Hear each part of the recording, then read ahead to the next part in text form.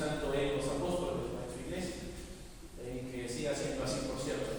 La semana pasada profundizamos un poco respecto a las fiestas más importantes que se celebraban en Israel. ¿Se acuerdan de ellas? ¿Eran cuántas?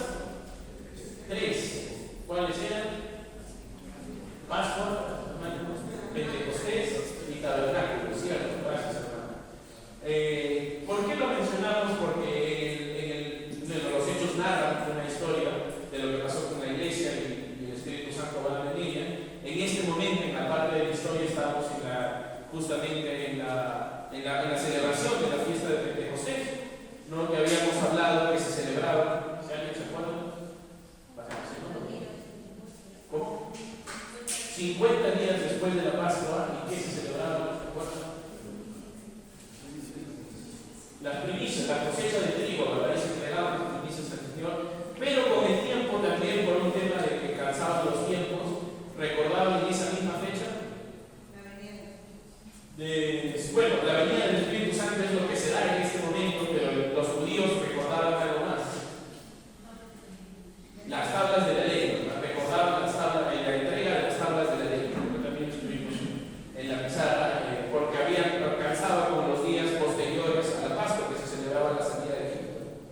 Entonces, hasta ahí es lo que habíamos visto la semana pasada, habíamos estudiado desde el versículo 4, de hecho, y este momento especial en la que, como menciona en el versículo Hechos 2:4, y fueron llenos del Espíritu Santo, y menciona que comenzaron a hablar en otras lenguas según el Espíritu les daba que hablasen. Por cierto, mencionar que estas lenguas que se mencionan en el versículo 4 se refiere literalmente a lenguas reales, lenguas comprendidas por alguien más, son lenguajes. Y a manera de introducción, vamos a dar un poquito algo parecido a lo que hicimos la semana pasada, de teoría que nos va a servir para entender mejor lo que viene. Y recuérdense que en Pentecostés, que en realidad en las 3 fiestas, los judíos se reunían, todos los judíos, y por eso te voy a explicar esto. Dentro de todos se conoce también, o bueno, se reunían también los judíos de la diáspora, creo que se le dice, diáspora. ¿Qué significa esto? No olvídense el término en realidad. Se refiere a, no que no sea importante, pero para explicarlo, se refiere a los judíos que habían sido esparcidos en el exilio de Israel. Israel constantemente había sido dispersa. De hecho, hasta hace algunos años estuvo dispersa, pero se les reconoció como nación. Hace ya algunos años, por cierto. Entonces, al haber sido varias veces dispersa en el mundo conocido, muchos de los judíos ya no vivían en Jerusalén. Incluso muchos judíos ni siquiera habían nacido en Jerusalén. Hablamos como judíos de la práctica judía, de la religión como tal. Eran judíos en donde vivían, pero no habían ni siquiera nacido en Jerusalén. Para que se entienda mejor, no sé, los peruanos también hemos pasado muchas épocas difíciles, y en esas épocas difíciles ha habido mucha migración, ¿no? Alguien dice que en cualquier parte del mundo donde vayas, siempre va a haber un peruano, ¿no? Cuando vayas a China, Australia, aparece un peruano por ahí. Quizá como ahora pasa con Venezuela, ¿no? Que hoy por hoy literalmente están esparcidos en todo el mundo, ¿no? Los peruanos pasó también, y hoy por hoy hay peruanos en todo lado. Algo así. Incluso hay peruanos que han nacido ya en otros países, pero que sus padres, abuelos fueron peruanos, pero ellos se pueden considerar peruanos a pesar de ni siquiera conocer Perú. No estoy diciendo que sea el caso. Pero estas personas esparcidas en el mundo, conocido en estos tiempos por los exilios judíos, por los exilios que habían pasado en Israel, son las personas que se les llama de la diáspora. Que son esos, ¿no? Judíos esparcidos por todo el mundo, y que lo van a mencionar más adelante. Además, de hecho, podemos confirmar o podemos tener una referencia a ellos en Juan 7:35, que no es necesario que lo busquen, pero si desean lo pueden hacer. Juan 7:35 está un poco el libro justamente anterior a ellos, que lo voy a leer ahora. Miren, dice, les doy un poco de contexto. Los fariseos venían a intentar prender a Jesús, y Jesús les dice, todavía va a pasar un poco de tiempo más que yo voy a estar aquí, y después me voy a ir, y cuando me vaya ya no me van a poder encontrar, dice, porque a donde yo voy ustedes no van a poder ir. Y ahí es la respuesta que ellos dicen en Juan 7:35. Entonces los judíos dijeron entre que sigue. ¿A dónde se irá este que no le hallemos? Se irá a los dispersos entre los griegos y enseñará a los griegos. Cuando dice dispersos entre los griegos, se refiere a judíos que vivían en esta zona de los griegos, pero que eran judíos, pero vivían ahí ya porque habían sido espacios. Entonces, ellos dicen, seguro se va a ir con ellos. ¿Por qué? Porque, dicho sea de paso, había celo entre un grupo y el otro. O sea, entre el grupo de los judíos que vivían fuera de Jerusalén respecto a los que vivían en Jerusalén. Los que vivían en Jerusalén pensaban que eran judíos puros. Recuérdense que los judíos eran un linaje, si se podría decir así, muy celoso de lo suyo. Lo podemos ver en la Biblia, no necesariamente mal, por cierto, aunque sí, porque lo llegaron a poner encima de Dios, en su importancia, su celo judío. Entonces ellos decían, no, estos se han contaminado con los otros, porque ya están viviendo en él. Eso era un grupo. Ahora hay otro grupo que, habiendo vivido fuera, volvió a Jerusalén en algún momento. O sea, no sé, luego yo, nacen mis hijos, mis nietos, mis bisnietos, y en algún momento mi bisnieto dice, oye, yo ya no quiero vivir fuera de Perú, me voy a vivir a Perú, y regresa, ya ha residido para vivir permanentemente. Entonces pasaba algo con los judíos así, se habían ido, habían pasado generaciones en otro lado, y en algún momento decidieron volver. Ese era otro grupo que también se va a mencionar aquí. Y finalmente están los prosélitos. Que los prosélitos eran personas no judías, gentiles, extranjeros, que se habían convertido al judaísmo. Y por lo tanto habían sido los varones circuncidados y llevaban las prácticas de los judíos. Pero no habían nacido, ni siquiera tenían ascendencia judía. Pero se habían convertido al judaísmo, habiéndose adquirido todas las prácticas. ¿Por qué menciono todo esto? Porque finalmente nos va a permitir entender lo que continúo hablando, pero la Pascua como tal reunía a todos estos grupos, a los tres que les he mencionado. Judíos que vivían en Jerusalén, que habían sido siempre judíos y nunca se habían movido de ahí, otros que habían sido esparcidos y ya habían pasado generaciones fuera de él, otros que habían estado igual pero volvieron a venir a Jerusalén, y los prosélitos, judíos extranjeros, gentiles, que adquirieron la religión judía y sus prácticas, con la circuncisión y demás. ¿Se entiende? ¿Pueden decir los tres grupos, prosélitos, judíos y el otro los de la diáspora, creo que es diáspora, ¿no? ¿Usted sabe cómo se pronuncia? Diáspora, no le puse aquí, por eso diáspora, entonces. Gracias, ¿no? Diáspora, que eran los que eran judíos pero vivían en otra ciudad. Y aquí va a estar, por cierto, las ciudades o países incluso. Que de esos se subdividen en dos, los que seguían fuera y los que habían regresado. Por eso decía tres grupos, los de la diáspora, los prosélitos, y los judíos regulares o comunes, los que ya vivían en Jerusalén. ¿Se entendió? Ok, esta parte de Pentecostés que estamos hablando reúne a ellos. No habían extranjeros o gentiles que no sean judíos en esta fiesta.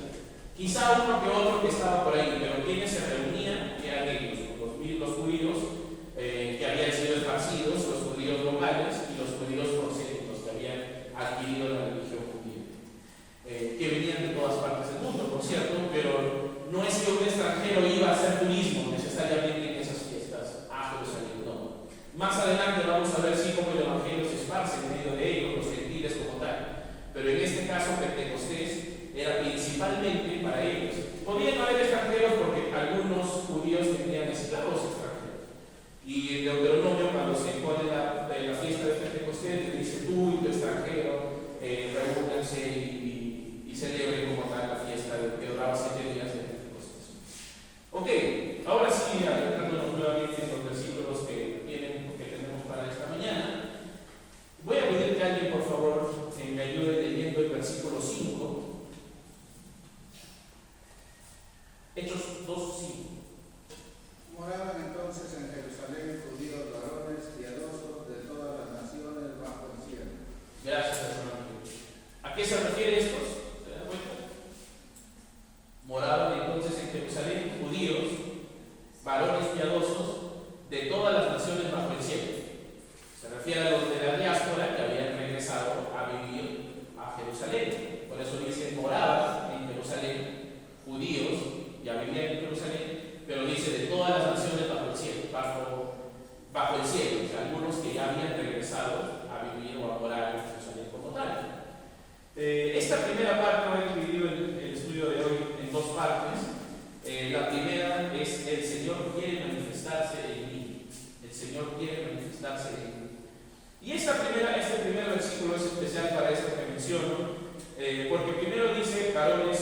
piadosos, que con piadosos entendemos temerosos de Dios, que tenían temor de Dios, y que el Señor especialmente los guió a retornar y ser parte de su manifestación.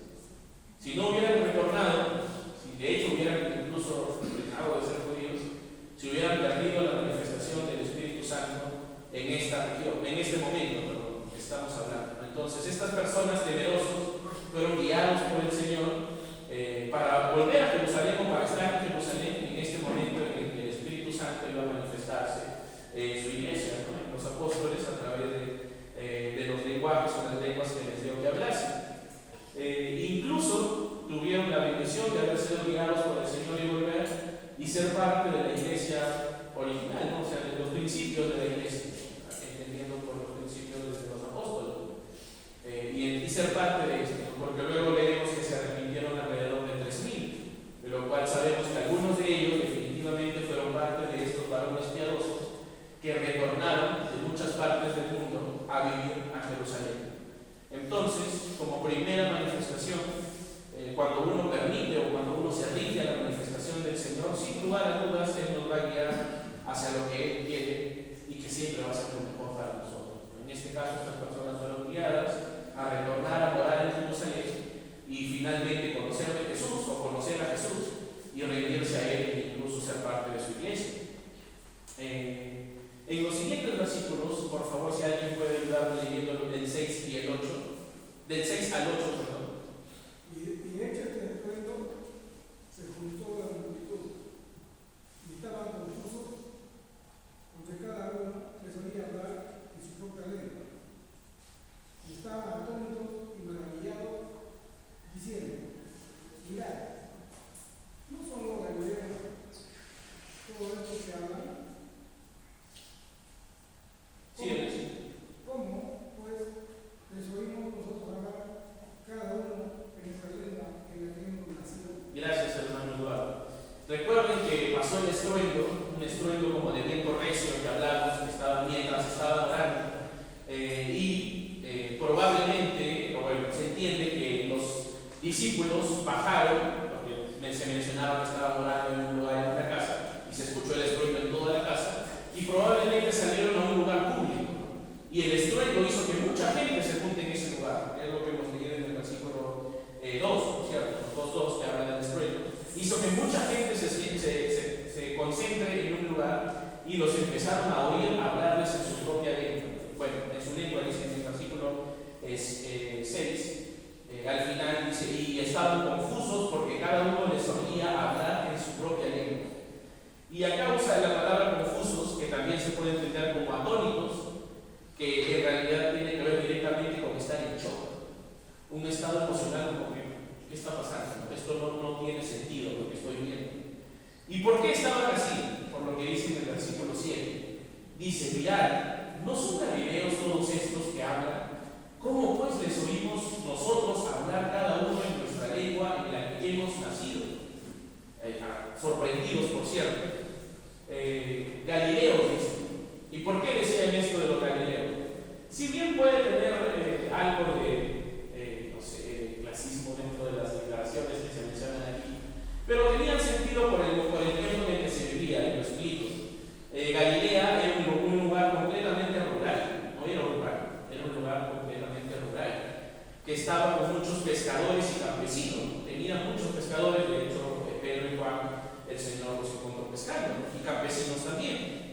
Además, ellos tenían un acento diferenciado, como que alguien de la selva, no hay forma que no sepas que es de la selva.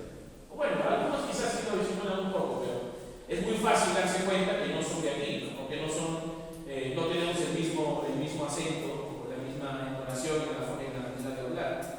Ellos tenían también un acento diferenciado. De hecho, en algún momento, cuando Pedro intenta negar a Jesús, le dice, Él es de ellos, ¿no? Porque no lo puedes negar por tu hablar, por tu manera de hablar, porque tiene que ver también con su acento, el acento que él tenía, que era parecido ante todos.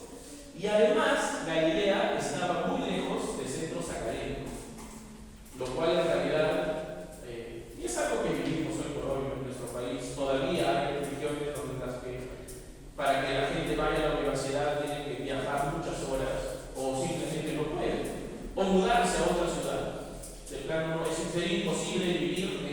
seculares y a la vez estudiar en algún instituto o universidad. Gracias a Dios, sí, los colegios sí están hoy por hoy más cerca a las personas, la mayoría al menos pedir a los colegios, no en su totalidad, por cierto, pero las universidades todavía son lugares donde algunas personas pueden ir, no todas, por un tema de distancias. Galilea estaba muy lejos de un centro académico, por lo tanto, y ellos vivían en Galilea, o sea, seguían siendo residentes de Galilea, como habían sido. Los ven y dicen, oye, pero ustedes son galileos, ¿cómo así aprendieron tantos idiomas? Porque dice, nos escuchaban hablar en su propia lengua. Entonces, por eso es el sentido en que ellos estaban asombrados, porque no era común ver a galileos, probablemente, de hecho, pasaba con galileos que se habían mudado a otra región, a Jerusalén, y que ahí se estudiaban y todo ello, y podían aprender idiomas, e incluso, leí un poco más, los fariseos, y aquí se va a entender mucho por qué después persiguieron tanto a la iglesia, o continuaron persiguiendo a la iglesia, desde Jesús hasta este momento, porque los fariseos consideraban a los galileos personas, lo llaman después, del culto. O sea, espiritualmente hablando, tampoco tenían mucha capacitación. O sea, un rabino no provenía de Galilea. O sea, un maestro de la ley no había forma de que viva o provenga de Galilea.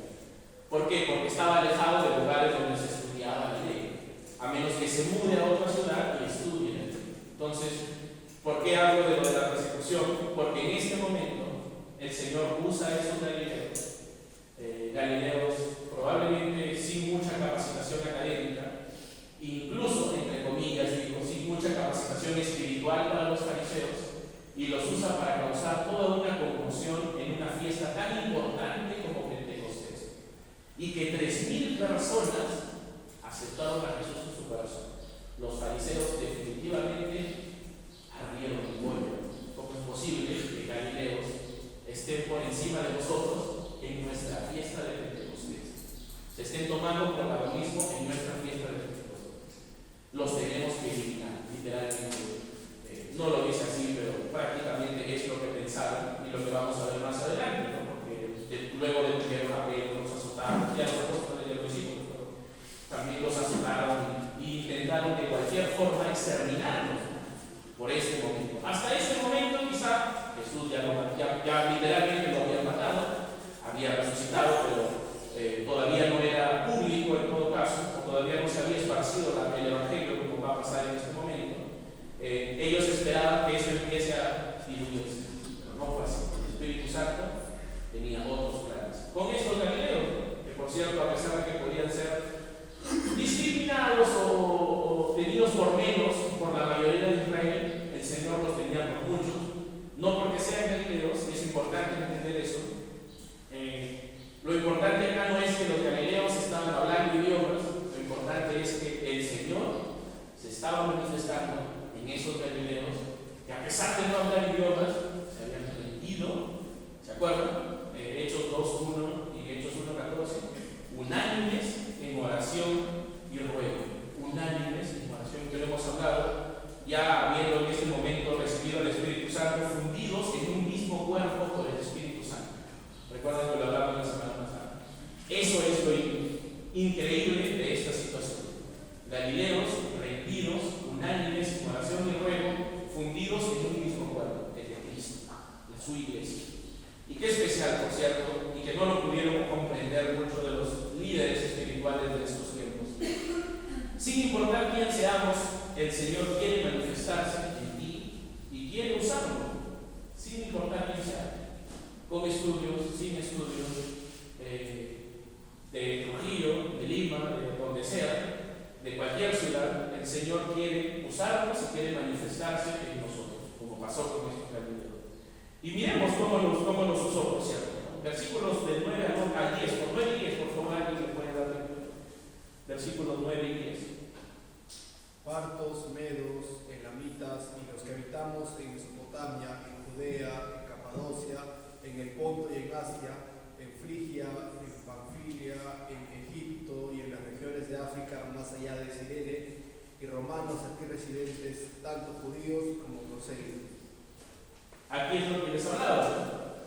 Y aquí empezó a describir todo. Con partos no se refiere a darnos, se refiere a los de la región de lo mismo con Medos, Elamitas, Mesopotamia, Judea, Capadocia, el Ponto, Asia, Frigia, Panfilia, Egipto, regiones del África, más allá de Sirene, y romanos, ya sean judíos o prosélitos.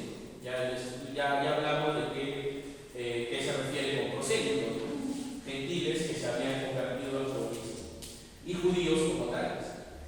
Estas personas, al haber vivido en otros países, evidentemente su lengua materna dejó de ser el idioma que hablaban acá, que era arameo, en el lenguaje coloquial, y griego, por cierto, y uno más, el latín también hablaba un poco, pero el lenguaje materno de ellos era el arameo, y de hecho era un arameo toso, por cierto, por lo que habíamos hablado hace unos minutos, porque era de una región que no tenía cerca un lugar, un centro académico.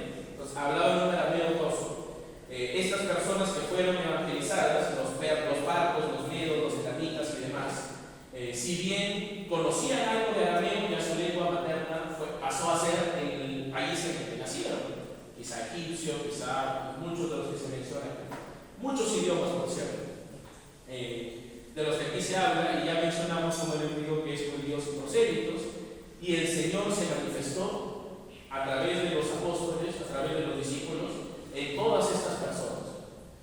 Pero una pregunta sería, ¿para qué se manifestó? ¿Por qué? Porque hablábamos de la manifestación de Dios en cada uno de nosotros y que el Señor desea manifestarse. ¿Por qué pregunto para qué? Porque muchas veces nuestra respuesta es, el Señor se quiere manifestar en mí para que yo pueda ser exitoso. O el Señor se quiere manifestar en mí para tener una buena familia, el Señor se quiere manifestar en mí para que me vaya bien en mis proyectos, para que bendiga mis trabajos, para que no me enferme, o para que me sane, o para que se sane mi familiar, o para que tenga una buena salud, o para vivir por muchos años, o para tener una buena vida en la tierra.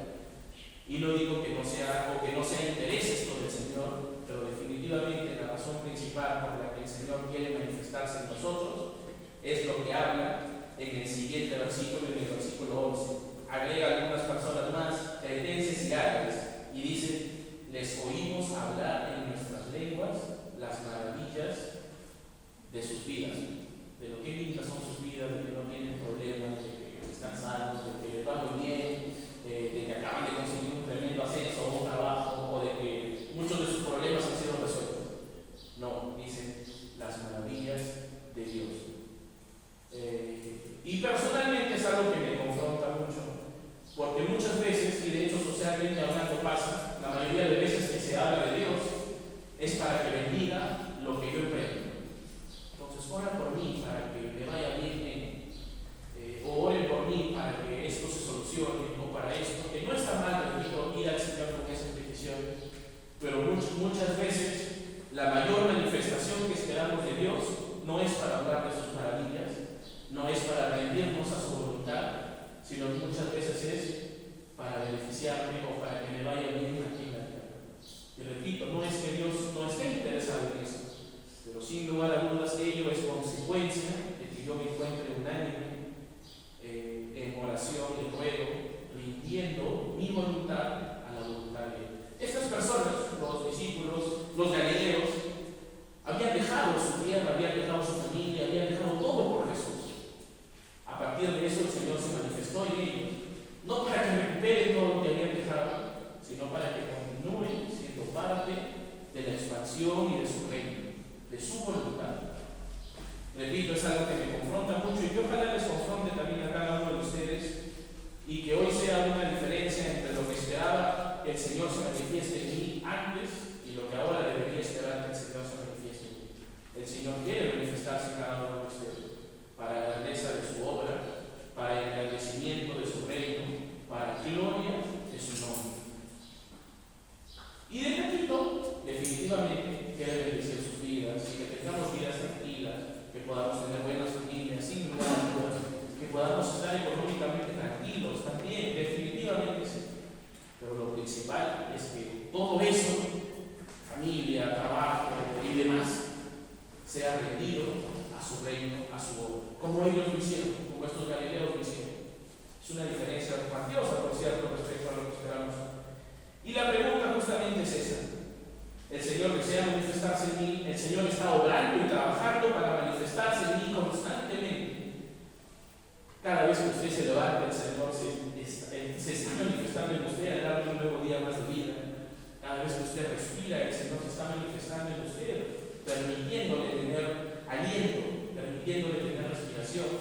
Cada vez que usted recibe un sueldo, un pago, algún tipo de beneficio económico, el Señor se está manifestando y bendiciendo su vida, por cierto. Y el Señor está intentando, por sobre todo, llevarlo hacia su voluntad. ¿Cuál es nuestra respuesta a esa su manifestación? En estos versículos nos habla de dos respuestas. Y voy a leer la primera. Dice en el versículo 12, y con esto ya vamos a ir terminando: y estaban todos atónitos y perplejos, diciéndose unos a otros. ¿Qué quiere decir esto? Les había dicho lo que se hablaba el vocablo que usa aquí para atónitos es el mismo que se usa antes para decir estaban confusos, por cierto, en el 6 y en el 7. Atónitos tiene que ver con un shock emocional, emocionalmente en shock. Y perplejos es literalmente mentalmente confundidos. O sea, estaban emocionalmente en shock y mentalmente confundidos. Esto no tiene sentido, no tiene explicación humana. En pocas palabras ellos intentaban decir. Y su respuesta fue del primer grupo: ¿qué quiere decir esto? Y no les había dicho, pero había puesto como título justamente esa frase de toda la predicación. ¿Qué quiere decir esto? Porque esta frase denota mucho y denota una respuesta de este primer grupo. Denota rendición a conocerle más. Señor, ¿qué quiere decir esto? ¿Qué estás intentando decirnos con esta situación? ¿Por qué estos nos hablan en nuestro idioma? ¿Qué nos quieren decir? Y los empezaron a escuchar. Definitivamente, la gran mayoría, si no, quizá todos de los 3.000 que después se arrepintieron estaban dentro de este grupo, de aquellos que respondieron: ¿qué quiere decir esto? ¿Qué está pasando aquí? ¿Qué significa todo esto que está sucediendo? Y definitivamente volvieron a sus países, si es que vivían o residían aún fuera preguntándose o haciéndose esa pregunta. Y es una pregunta que deberíamos hacernos cada día de nuestras vidas. Señor, ¿qué me vas a enseñar hoy? Señor, ¿en qué necesito rendirme hoy? Señor, ¿cómo necesito cambiar hoy? Señor, ¿cómo necesito servirte hoy? Ese es el primer grupo respondiendo. Y el segundo grupo está en el versículo 13, y que suena fuerte, pero que, si se da cuenta, muchos de nosotros estamos también ahí muchas veces. El 13 dice: mas otros burlándose decían: están llenos de gusto. Mas otros, burlándose de la manifestación del Espíritu Santo, decían: estos han tomado vino. Estos están locos. Literal, están fuera de sí. Y quizá usted diga: no, pero yo no me burlo de esa manera del accionar del Espíritu Santo, o yo no digo, o yo no hago burla de lo que el Señor hace en nuestras vidas. Pero a que sí muchas veces nos parece irrelevante lo que el Señor hace. Pero sí que muchas veces, así como estos definitivamente regresaron a sus países diciendo: pasó algo más irrelevante en Pentecostés este año. Yo sigo con mi vida judía, yo sigo con mis más, sigo hasta judaizando a otros.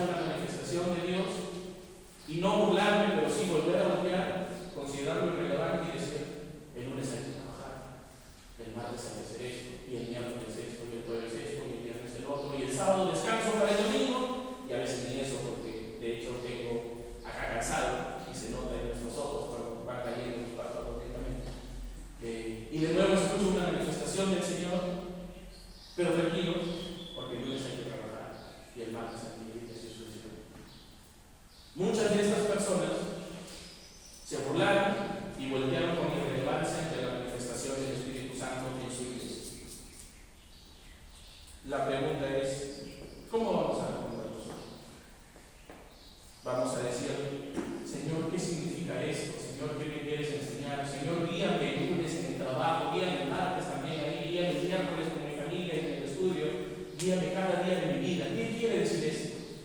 O vamos a voltear, darle la espalda y decir, el lunes hay que trabajar. Así que, bonita manifestación, lindo, buen show, y sigo como quiero. Literalmente eso es lo que estos judíos dijeron al burlarse y decían, estos están llenos de mozos. Les voy a pedir que por favor nos pongamos de pie. Vamos a tener una oración. Y después de esta oración vamos a terminar el coro 101. Solo la primera estrofa. Este coro dice, yo quiero más y más de Cristo. Y tiene algo del coro. Tiene algo extraño. ¿Por qué lo digo? Porque seguramente lo vamos a cantar muy fuerte. No trato, por cierto, de hacer sentir mal a nadie. Yo soy el primero. Pero muchas veces lo cantamos muy fuerte.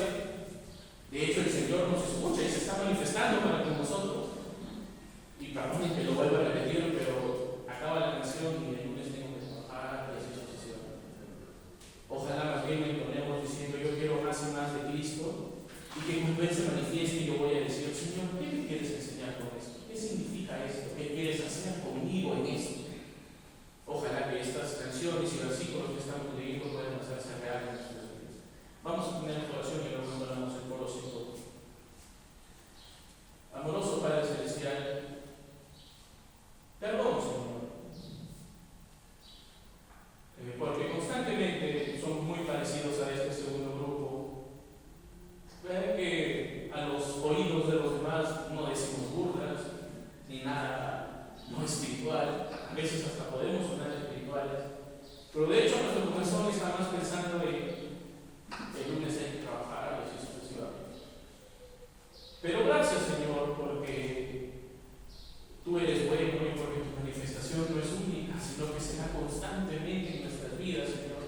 Y no solo pasa una vez, porque definitivamente si fueras como nosotros, mi manifestación es ese relevante, mejor dejo de hacerlo. Pero no es así, Señor, sino que por tu gracia, por tu amor, por tu misericordia, día a día, momento a momento, continúas manifestándote en nuestras vidas, Señor. Para que ojalá en algún momento podamos decir, dejar de decir que esto es irrelevante y empezar a decir, Señor, ¿qué me quieres enseñar con esto? Señor, ¿cómo me quieres usar el lunes en esto? ¿Cómo me quieres usar el martes en esto? Y gracias, Señor, por ello, porque tu manifestación es constante y será constantemente en nuestras vidas. Y permite, Señor, que nuestros corazones puedan estar sensibles a tu manifestación, que podamos ser como este primer grupo que está atento a escuchar y a saber qué significa esto directamente de ti, y que a partir de ello, Señor, podamos glorificar tu nombre, podamos maravillarnos en tu manifestación y podamos seguirte en ello, Padre. Perdónanos, Señor, y guía a tu iglesia y guía a cada creyente, Señor, a poder de verdad ser parte de este grupo que está constantemente atento a tu manifestación y que se rinde a ellos. Gracias, Señor, porque aún cuando no lo hagamos hoy, tú seguirás manifestándote para que algún día pase y algún día podamos rendirnos a tu manifestación y que ella pueda ser real en nuestras vidas para honrar y poder de Dios. En el nombre de Jesús. Amén. Entonamos este cántico 101, nada más dos veces la primera estrofa. Dice el coro 101. Yo quiero más y más de Cristo, yo quiero más de su poder, yo quiero más de su presencia, yo quiero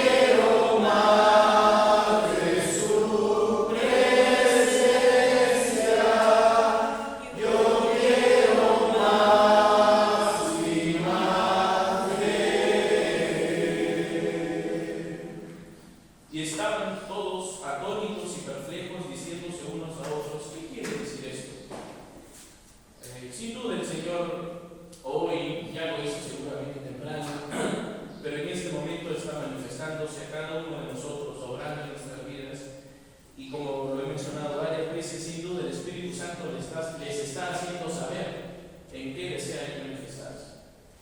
Ya sea para salvación, ya sea para bautizo, o ya sea para rendición y servicio en su iglesia. No me cabe la menor duda que el Espíritu Santo se está evidenciando y mostrando hoy en cada uno de ustedes en su corazón.